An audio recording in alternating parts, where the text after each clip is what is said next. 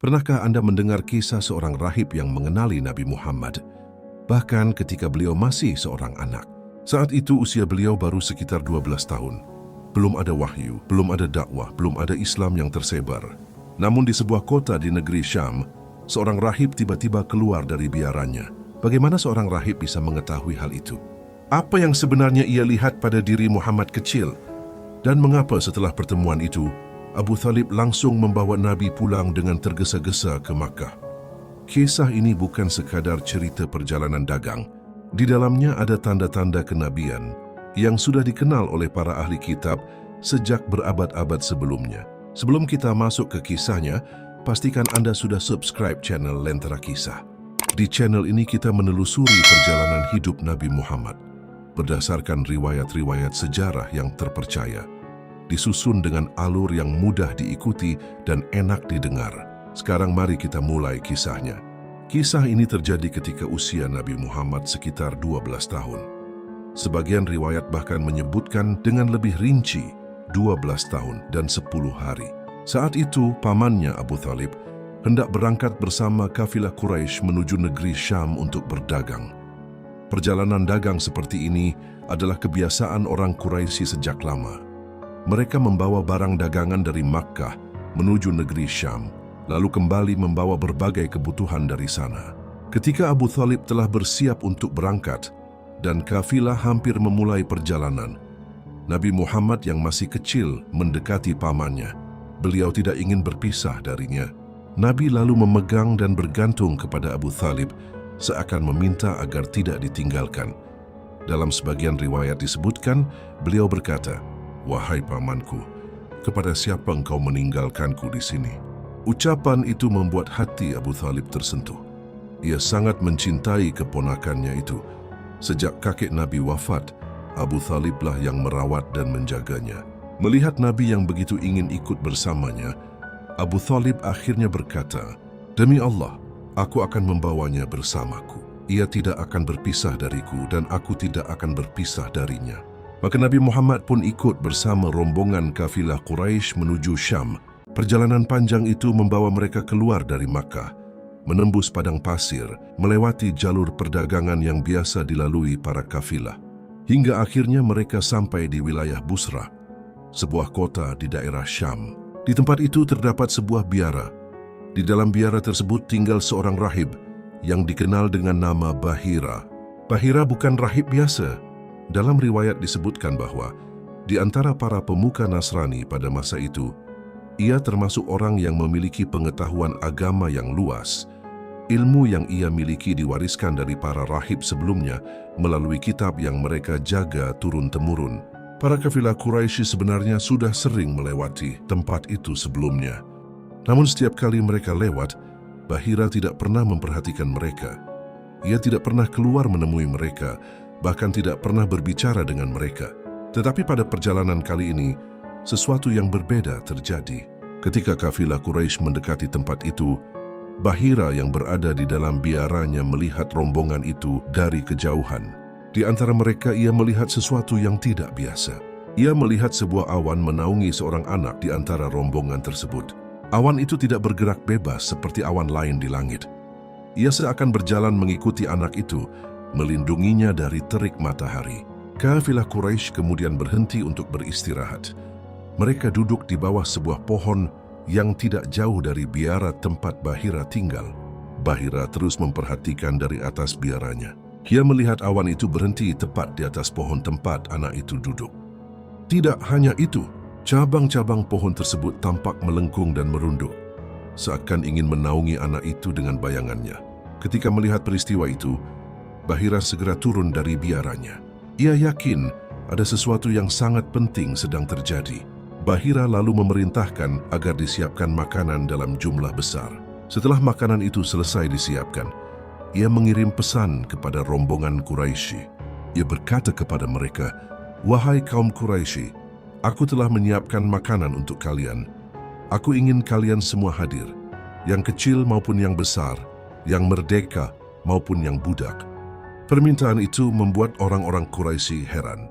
Salah seorang dari mereka berkata, "Wahai Bahira, hari ini engkau melakukan sesuatu yang berbeda. Kami sudah sering melewati tempatmu, tetapi engkau tidak pernah melakukan hal seperti ini. Apa yang sebenarnya terjadi hari ini?" Bahira menjawab dengan tenang, "Benar seperti yang kalian katakan, tetapi kalian adalah tamu, dan aku ingin memuliakan kalian dengan makanan ini." Mereka pun berkumpul untuk menghadiri jamuan tersebut. Namun ada satu orang yang tidak hadir. Beliau saat itu tertinggal di perkemahan karena merasa dirinya yang paling kecil di antara rombongan, sehingga beliau memilih tinggal untuk menjaga unta. Ketika Bahira memperhatikan orang-orang yang hadir, ia mulai mencari sesuatu yang ia kenali, tetapi ia tidak melihat tanda yang ia cari. Bahira lalu berkata kepada mereka, "Wahai kaum Quraisy, jangan sampai ada seorang pun dari kalian yang tertinggal dari jamuan ini." Mereka menjawab, "Tidak ada yang tertinggal kecuali seorang anak. Ia yang paling muda di antara kami, dan ia masih berada di perkemahan." Mendengar itu Bahira langsung berkata, "Jangan biarkan dia tertinggal. Panggil dia agar datang ke sini." Salah seorang dari Quraisy berdiri dan berkata, "Demi Lata dan Uzza, sungguh memalukan jika anak Abdullah bin Abdul Muttalib tidak ikut makan bersama kami." Lalu ia pergi menjemput Nabi Muhammad kecil. Ia memeluk beliau dan membawanya ke tempat jamuan bersama rombongan. Ketika Nabi Muhammad telah duduk bersama rombongan Quraisy dalam jamuan itu, perhatian Bahira tidak lepas sedikit pun dari beliau. Sejak awal ia sudah melihat tanda-tanda yang membuatnya curiga. Awan yang menaungi perjalanan kafilah, pohon yang merunduk memberikan bayangan, semua itu bukan peristiwa biasa. Sekarang ia ingin memastikan dengan matanya sendiri. Bahira memperhatikan Nabi dengan sangat teliti. Ia mengamati wajahnya, gerak-geriknya, dan beberapa bagian tubuhnya yang disebutkan dalam kitab-kitab yang ia pelajari. Setelah orang-orang selesai makan dan mulai beranjak dari tempat itu, Bahira mendekati Nabi. Ia lalu berkata, "Wahai anak muda, aku ingin bertanya kepadamu sesuatu.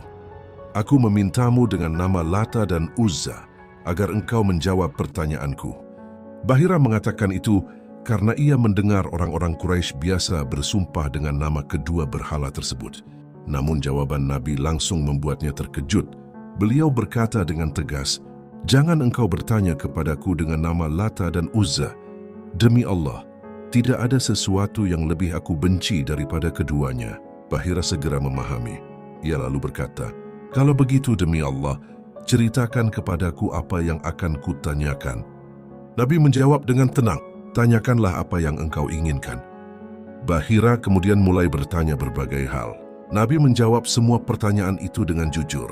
Setiap jawaban yang keluar dari lisan Nabi Muhammad kecil membuat Bahira semakin yakin. Semua yang ia dengar sesuai dengan sifat-sifat yang tercatat dalam kitab-kitab mereka. Namun masih ada satu hal yang ingin ia pastikan. Bahira meminta izin untuk melihat punggung Nabi. Ketika ia melihat bagian antara kedua bahu beliau, ia menemukan sesuatu yang selama ini ia kenali. Di punggung beliau terdapat tanda kenabian. Letaknya di antara kedua bahu, pada bagian tulang rawan bahu. Bentuknya seperti bekas alat bekam menonjol sedikit pada kulit.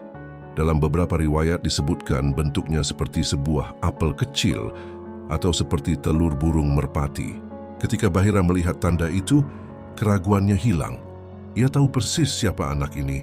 Setelah itu, Bahira segera mendatangi Abu Thalib. Ia bertanya kepadanya, "Anak ini siapa bagimu?"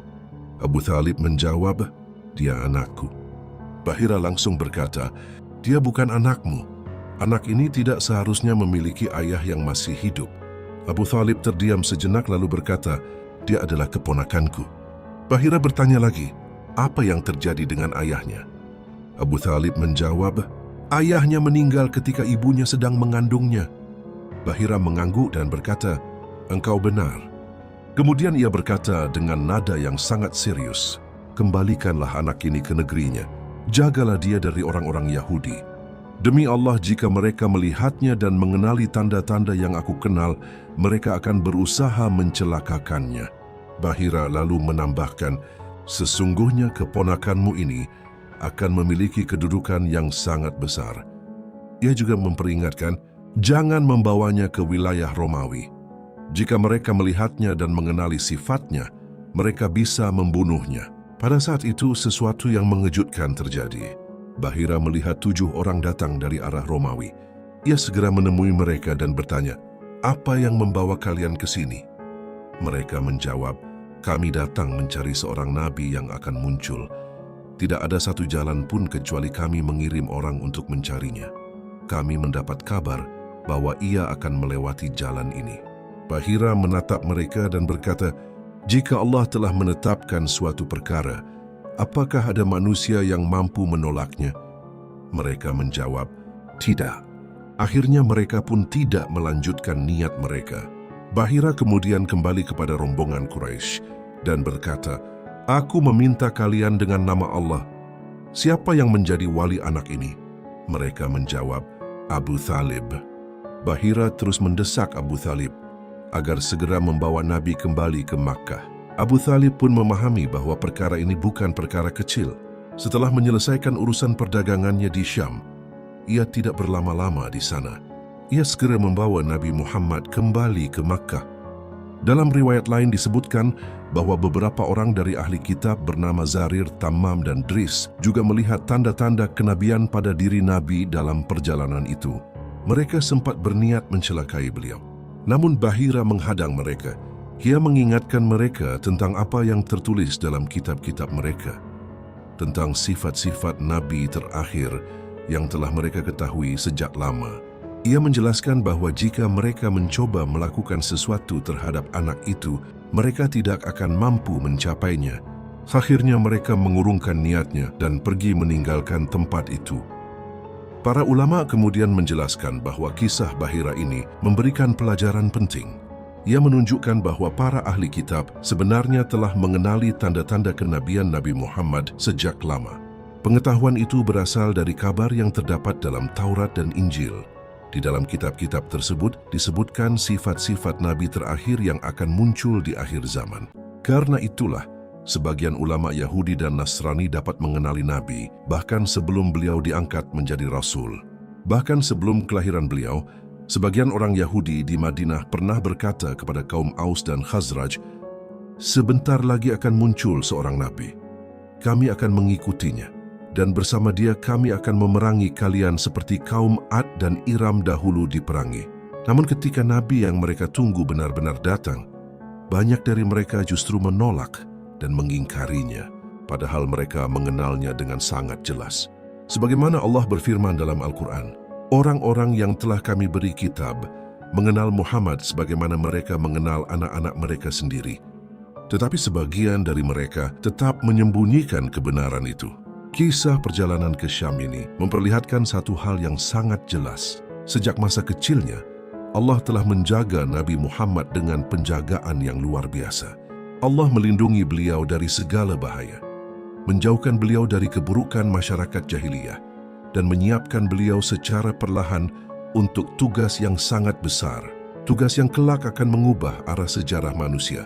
Jika Anda menikmati kisah sirah seperti ini, jangan lupa subscribe channel Lentera Kisah, karena kita masih akan melanjutkan perjalanan hidup Nabi Muhammad pada episode-episode berikutnya. Dan jika menurut Anda kisah ini bermanfaat, silakan bagikan video ini agar lebih banyak orang bisa mengenal sejarah Nabi kita dengan lebih dekat. Terima kasih sudah menyimak. Sampai bertemu di kisah berikutnya di Lentera Kisah.